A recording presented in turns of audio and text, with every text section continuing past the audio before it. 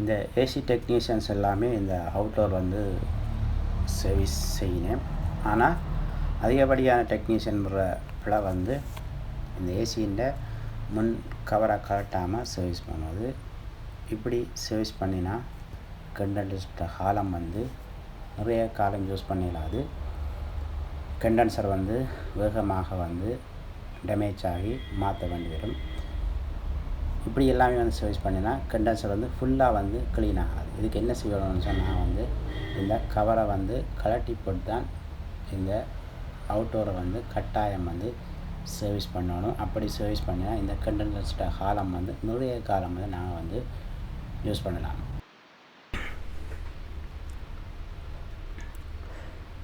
இந்த கவரில் உள்ள ஸ்க்ரூ எல்லாத்தையுமே வந்து கலட்டணும். கலட்டி கிட்டத்தட்ட ஒரு 8 ஸ்க்ரூ கிட்ட இருக்குது. அதெல்லாம் எல்லாம் வந்து கலட்டி எடுத்துட்டு ஸ்க்ரூ எல்லாம் கலட்டியாச்சு. இப்போ இந்த கவரை வந்து கலட்டி எடுக்கணும். Okay, right. ஸ்க்ரூ எல்லாம் கலட்டியாச்சு. கவரை இப்போ கலட்டி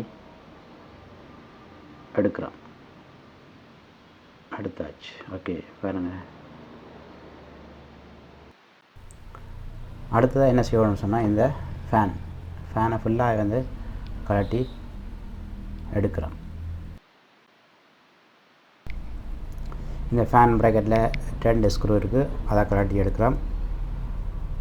ஃபேன் கனெக்ஷனையுமே வந்து கலட்டி எடுத்துட்டு ஃபுல்லாக வந்து இந்த ஃபேன் லைன் எல்லாமே எடுத்துட்டு ஃபேனை வெளியில் தூக்கி எடுக்கிறோம். பாருங்கள், கண்டென்சர் வந்து ஃபுல்லாக தெரியுது. இப்போ சர்வீஸ் பண்ணோம்னு சொன்னால் ஃபுல் டஸ்ட், அதாவது கண்டென்சரில் ஒட்டி இருக்கிற எல்லா டஸ்ட்டுமே வந்து வெளியேறும். ஆனால் ஃபேனோட வச்சு சர்வீஸ் பண்ணினா ஃபுல்லாக வந்து வெளியேறாது. கண்டென்சரை சர்வீஸ் பண்ணக்கு முன்னாடி இதில் பிசிபி இருக்குது. இந்த பிசிபியை வந்து கவர் பண்ணணும். காரணம், பிசிபியில் தண்ணி பட்டுன்னு சொன்னால் பிசிபின்ற கதை முடிஞ்சது. அதனால் கட்டாயம் இப்படி இந்த கவரை கலட்டி சர்வீஸ் பண்ணும்போது பிசிபியை சீல் பண்ணணும். அதாவது பிசிபிக்கு எந்த விதமாக தண்ணி படாத மாதிரி பிசிபி வந்து பாதுகாத்து போட்டு தான் அதுக்கு பிறகு தான் நாங்கள் வந்து கண்டென்சரை வந்து சர்வீஸ் பண்ணோம்.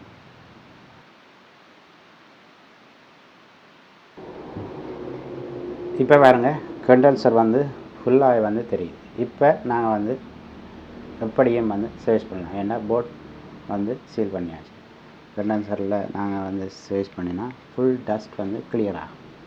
இப்போ சர்வீஸ் பண்ணுறோம்.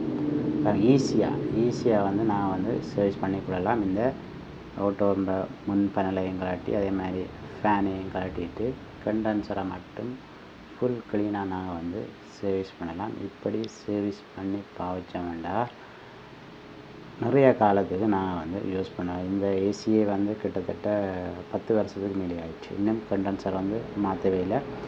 கண்டென்சரில் எந்த விதமான டேமேஜ் கூட இல்லை. அதுக்கு காரணம் வந்து இப்படி ஒரு 2 வருஷத்துக்கு ஒருக்கா இப்படியான சர்வீஸ் செய்கிறோம். அதே போல் நார்மலான சர்வீஸ் வந்து 4 மாதத்துக்கு ஒருக்கா வந்து நாங்கள் வந்து சர்வீஸ் வந்து ரெகுலராக வந்து செய்து கொண்டிருக்கிறோம். அதனால தான் கண்டென்சர் வந்து இந்த 10 வருஷத்துக்கு மேலாலேயும் வந்து இருக்குது. அதே மாதிரி இந்த கண்டென்சரை பின்பக்கம் வந்து சர்வீஸ் பண்ணும்பொழுதும் கன் வந்து மேலே இருந்து கீழ்ப்பக்கம் இருக்கிற மாதிரி சர்வீஸ் பண்ணணும். இந்த முறையில் வந்து கண்டென்சரை பின்பக்கத்தை நாங்கள் வந்து சர்வீஸ் பண்ணணும். ஏன்னு சொன்னால் கண்டென்சரோட மேல் பக்கத்துலேருந்து கீழ் பக்கத்துக்கு சர்வீஸ் பண்ணணும்னு சொன்னால் டஸ்ட் அப்படியே நான் கழுவும் பொழுது கீழ்வளம் அப்படியே வந்து தண்ணியோடு சேர்ந்து வரும். மேலேருந்து கீழ்வளமாக கண்டென்சர் வந்து எப்போவுமே வந்து சர்வீஸ் செஞ்ச வேண்டாம். கண்டென்சரில் உள்ள டஸ்ட் வந்து ஃபுல்லாக வந்து போகும்.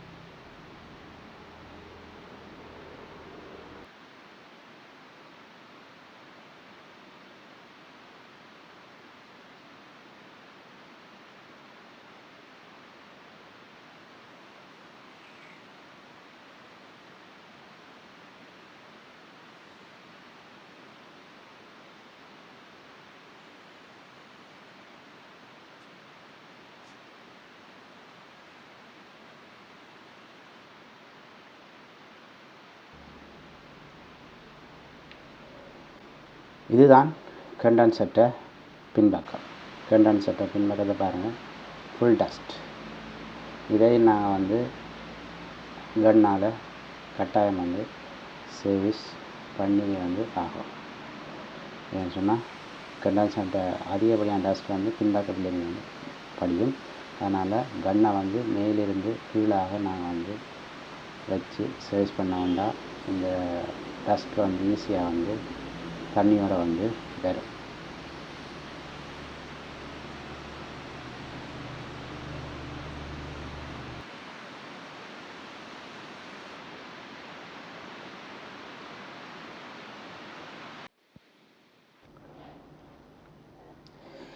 இந்த சைடும் ஏசியின் பின்பக்கம் தான். இதுலேயும் வந்து கண்டென்சர் தான். இந்த கண்டென்சரையும் வந்து நல்லா க்ளீனாக வாஷ் பண்ணணும்.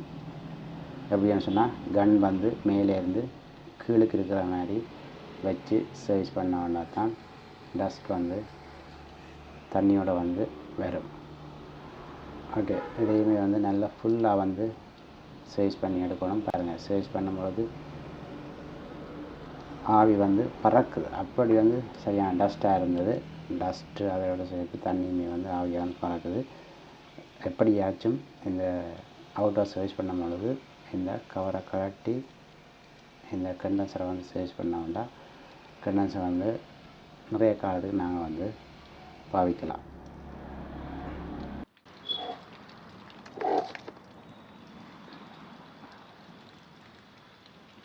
ஓகே, பின்பக்கம் எல்லாமே வந்து க்ளீனாக சர்வீஸ் பண்ணியாச்சு. இப்போ என்ன செய்யணும்னு சொன்னால் இந்த கவரை ஃபுல்லாக வந்து போட்டணும். அதுக்கு முதல்ல இந்த ஃபேன் வந்து ஃபிட் பண்ணணும்.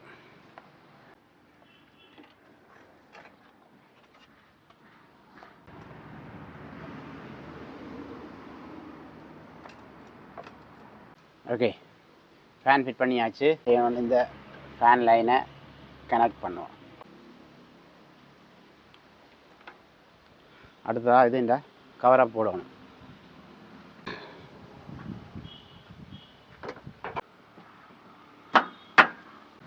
ஸ்க்ரூ எல்லாம் போட்டுட்டு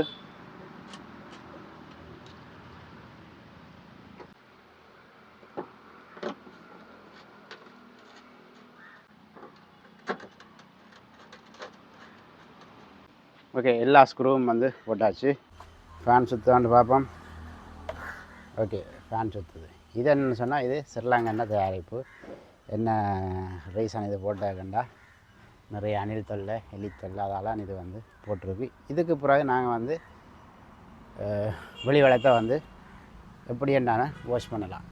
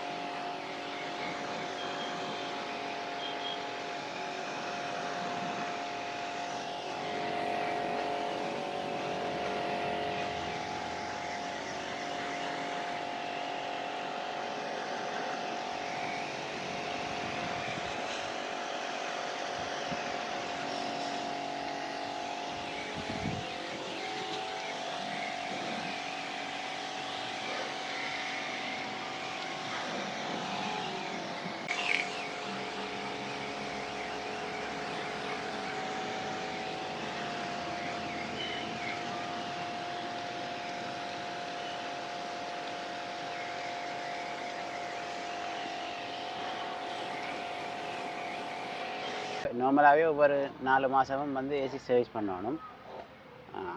ஆனால் இப்படி ஒரு சர்வீஸ் வந்து எப்போ செய்யணும்னு சொன்னால் ஒரு 2 வருஷம் 3 வருஷத்துக்கு அப்புறம் இப்படி இந்த கவரெல்லாம் கலட்டி சர்வீஸ் பண்ணணும்னு சொன்னால் இந்த கண்டென்சர் ஆயுட்காலம் வந்து கூடும். அதாவது இந்த கண்டென்சர் வந்து எந்த விதமான லீக் இல்லாமல் தொடர்ச்சியாக நிறைய வருஷத்துக்கு வந்து ஓடும். அதுக்காக தான் இந்த கண்டென்சர் வந்து நல்லா டீப்பாக வந்து வாஷ் பண்ணணும். அதுக்கு இந்த கவராக காட்டிட்டு வாஷ் பண்ணணும்னு சொன்னால் கண்டென்சர் வந்து ஃபுல் க்ளீன் ஆகும். இப்படியே வச்சு சர்வீஸ் பண்ணி இந்த பக்கத்தாலையும் சர்வீஸ் பண்ணி இந்த பக்கத்தாலையும் சர்வீஸ் பண்ணி இந்த பக்கத்தாலையும் சர்வீஸ் பண்ணினா பிரயோசனம் இல்லை.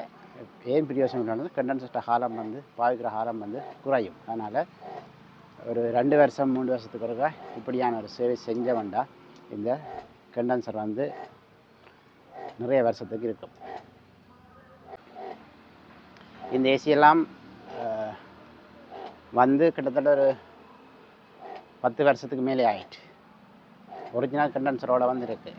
என்ன காரணம்னு சொன்னால் சர்வீஸ் வந்து ரெகுலராக வந்து போடுறோம். அதை விட சர்வீஸ் வந்து இப்படி சர்வீஸ் வந்து தொடர்ச்சியாக ஒரு 2 வருஷத்துக்கு ஒருக்கா செய்கிறோம். அதே போல் 4 மாதத்துக்கு ஒருக்கா சர்வீஸ் வந்து ரெகுலராக வந்து நடக்குது.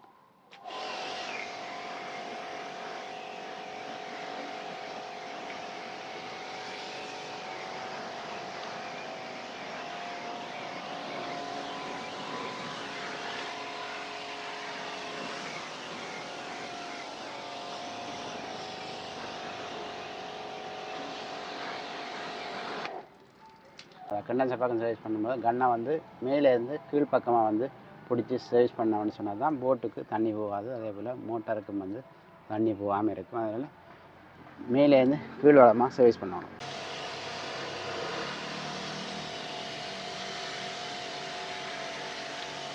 இந்த முறையில் சர்வீஸ் பண்ணினோம்னா கண்டென்சர்ட்ட காலம் நிறைய காலம் வந்து நாங்கள் வந்து இந்த கண்டென்சரை வந்து யூஸ் பண்ணலாம்.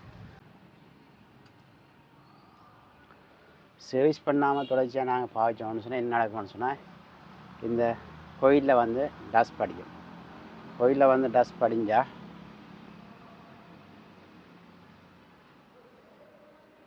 இந்த இடைவெளி அப்படியே இருக்கும். இப்படியே இடைவெளியை அந்த டஸ்ட் இருந்து கொஞ்சம் கொஞ்சமாக இந்த கண்டென்சர் பைப் எல்லாம் அரித்து பைப் அரித்ததன் காரணத்தினால கண்டென்சரால் வந்து கேஸ் வந்து லீக் ஆகும். ஏன் பைப் அரித்து லீக் ஆகலான்னு சொன்னால் இந்த கேஸ் வந்து சர்க்குலேஷன் ஆகும்போது இந்த பைப்பில் வந்து ஹீட் வந்து ப்ரொடியூஸ் ஆகும். ஹீட் வந்து விரைக்க ஒரு கட்டத்துக்கு மேலே அந்த ஹீட் வந்து தாங்கிக் கொள்ள முடியாமல் அந்த பைப் வந்து வெடிக்கும். பைப் வந்து வெடிச்சேன்னு சொன்னால் கேஸ் வந்து ஃபுல்லாக வந்து லீக் ஆகிடும். அதனால் இந்த பைப் வந்து ஹீட் ஆகாமல் இருந்தால் இந்த கண்டென்சர் வந்து நீட்டாக இருக்கும், வெடிக்காமல் இருக்கும். பைப் வந்து ஹீட் ஆகின்னு சொன்னால் வெடித்து விட்டுரும். வெடித்தா கேஸ் வந்து லீக் ஆகும். ஹீட் ஆகக்கூடாது, கண்டென்சர் நிறைய காலம் பாவிக்கணும்னு சொன்னால் நான் செய்ய வேண்டியது கண்டென்சரை ரெகுலராக வந்து சர்வீஸ் பண்ணுறது. அதுதான் பெஸ்ட் ஐடியா. அப்படி செஞ்சால் இந்த கண்டென்சரை நிறைய காலம் வந்து பாவிக்கலாம். ஓகே, இதுதான் இந்த வீடியோ. ஈஸியாக எப்படி இந்த அவுட்டோரை சர்வீஸ் பண்ணுறது, அதே போல் என்ன முறையில் சர்வீஸ் பண்ணுறது தான் இந்த வீடியோவில் வந்து பார்த்துருக்கோம். ஓகே, அடுத்த இன்னொரு வீடியோவில் வந்து சந்திக்கலாம்.